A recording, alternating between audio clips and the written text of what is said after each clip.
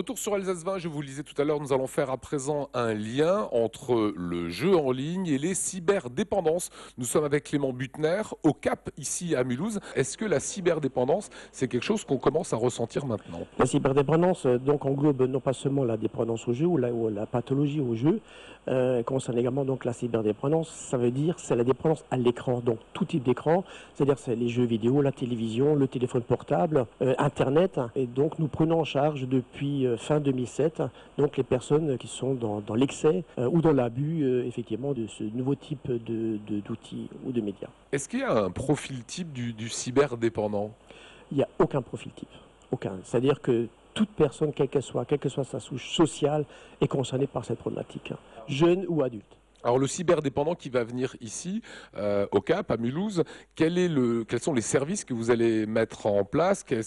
Comment vous allez pouvoir l'aider en fait? Donc l'association Le Cap est dotée d'une équipe pluridisciplinaire qui est dotée de médecins, de psychologues, travailleurs sociaux et d'infirmières et de pharmaciens.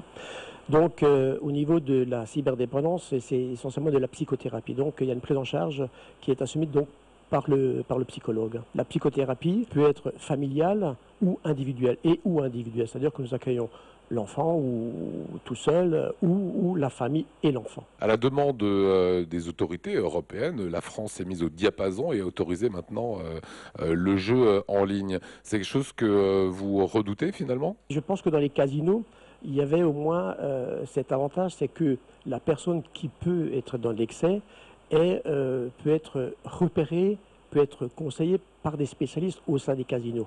Aujourd'hui, si effectivement le joueur peut jouer effectivement chez lui à la maison, mais il n'y a plus ce contrôle.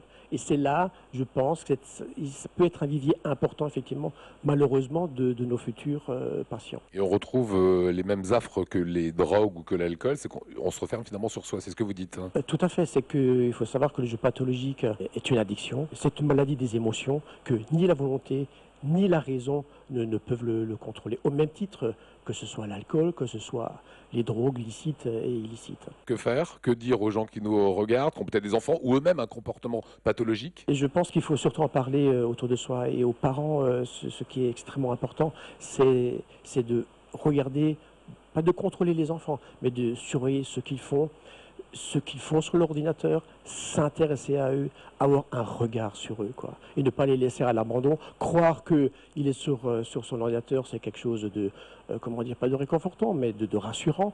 Mais bien au contraire, il faut s'intéresser à lui et regarder ce qu'il fait derrière ou devant son écran. Voilà, merci beaucoup Clément Buttner.